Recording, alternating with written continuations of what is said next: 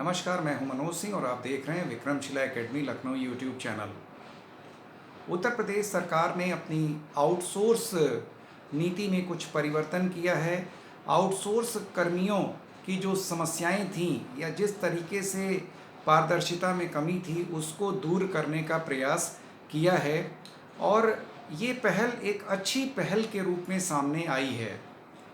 उत्तर प्रदेश सरकार ने अब उत्तर प्रदेश आउटसोर्स सेवा निगम का गठन किया है, जो उत्तर प्रदेश के सभी विभागों में सामूहिक रूप से आउटसोर्स कर्मियों की भर्ती, उनके वेतन और उनके कल्याण की जो भी योजनाएं हैं, उनके प्रशिक्षण की जो भी योजनाएं हैं, वो अब देखेगी और ये प्रक्रिया अब पहले से ज़्यादा पारदर्शी, सुरक्षित और जवाबदेह हो जाएगी।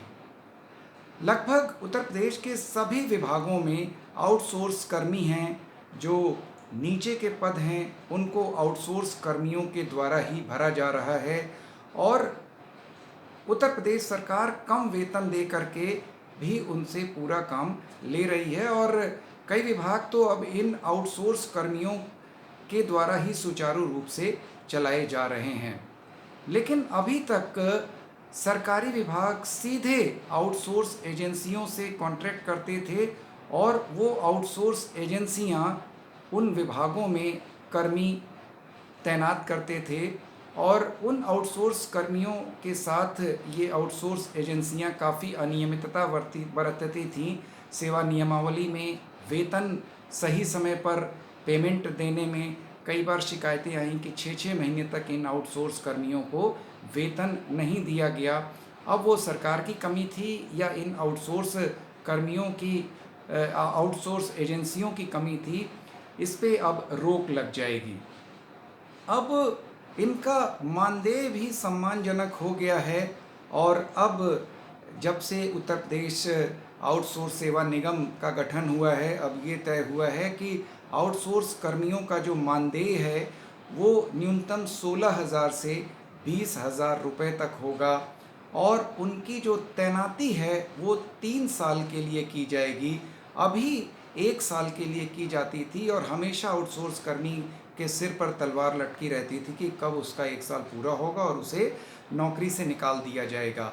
लेकिन अब 3 साल के लिए उनकी तैनाती होगी। हालांकि एक शर्त इसमें जोड़ दी गई है कि अगर कोई आउटसोर्स कर्मी संतोषजनक कार्य नहीं कर रहा है तो उसको पद से हटाया जा सकता है।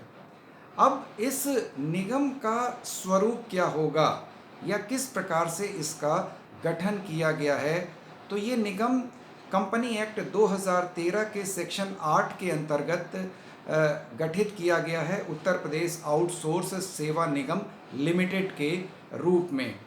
यह एक पब्लिक लिमिटेड कंपनी होगी और इसको नॉन प्रॉफिटेबल संस्था के रूप में संचालित किया जाएगा। यानी ये अपना कोई भी शुल्क या कोई भी प्रॉफिट नहीं लेगी खर्चे के अलावा।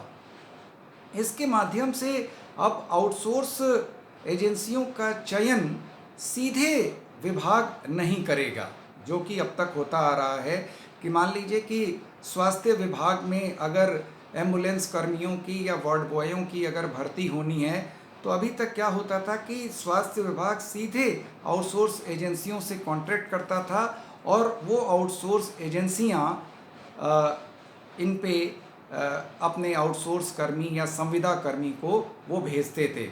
लेकिन कई बार इन आउटसोर्स कर्मियों का शोषण होता था और पारदर्शिता, निष्पक्षता और योग्यता की कमी होती थी। अब कोई भी विभाग सीधे आउटसोर्स एजेंसियों को अब तय नहीं कर पाएगा, उनके साथ कोई कॉन्ट्रैक्ट सीधे नहीं कर पाएगा। अब आउटसोर्स एजेंसीज़ के साथ कॉन्ट्रैक्ट का काम सीधे अब ये निगम करेगा और वो भी पूर्ण पारदर्शी तरीके से, क्योंकि अब यह निगम भी जेम पोर्टल के माध्यम से आउटसोर्स एजेंसियों को चयन करेगा और इस प्रकार से जो पूरी प्रक्रिया है निष्पक्ष और पारदर्शी होगी एजेंसियों के चयन के लिए। क्योंकि कई बार इसमें भाई भतीजावाद या घूसखोरी के आरोप लगते थे कि फला विभाग में फला आउटसोर्सिंग एजेंसी के चयन में काफ़ी अनियमितताएं हुई हैं। इसके अलावा महत्वपूर्ण चीज़ें और इसमें हैं कि वित्त मंत्री ने घोषणा किया कि अभी तक जो चीज़ें नहीं हो रही थी, अब उसमें संवैधानिक प्रावधानों का भी ध्यान रखा जाएगा और इन संविदा कर्मियों या आउटसोर्स कर्मियों की भर्ती में SC, ST, OBC, EWS यानी इकोनॉमिक वीकर सेक्शन, दिव्यांगजन, भूतपूर्व सैनिक और महिलाओं को भी नियमानुसार आरक्षण दिया जाएगा, जिससे कि इन वर्गों के हितों की भी अनदेखी आउटसोर्स कर्मी या संविदा कर्मियों के रूप में न हो सके और इनको भी रोजगार के अवसर मिल सकें। इसके अलावा जो एक महत्वपूर्ण निर्णय इसमें और हुआ है कि महिलाओं को मैटरनिटी लीव का अधिकार इसमें दिया जाएगा, जो कि हमारा संविधान भी कहता है। इसके अलावा कर्मचारियों को नियमित प्रशिक्षण दिया जाएगा, जिससे कि उनकी कार्य क्षमता और उनकी योग्यता को बढ़ाया जा सके और जब उनका जो संविदा पीरियड है वो समाप्त हो जाए तो वो इतने अनुभवी और प्रशिक्षित हो जाएं कि वो अन्य क्षेत्रों में भी वो रोजगार हासिल कर सकें। अगर सेवा के दौरान किसी संविदा कर्मी या आउटसोर्स कर्मी की मृत्यु हो जाती है तो उसके लिए भी इस निगम में व्यवस्था की गई है कि 15,000 रुपये की सहायता अंतिम संस्कार के लिए उसको संविदा कर्मी को दी जाएगी जिसकी मृत्यु सेवा के दौरान हो गई हो। तो इस प्रकार से जो ये उत्तर प्रदेश सरकार ने उत्तर प्रदेश आउटसोर्स सेवा निगम का गठन किया, इससे आउटसोर्स कर्मियों की, संविदा कर्मियों की बहुत सारी समस्याओं का समाधान हो जाएगा। प्रक्रिया पारदर्शी होगी, निष्पक्ष होगी, भेदभाव रहित होगी और आउटसोर्स कर्मियों का कल्याण होगा।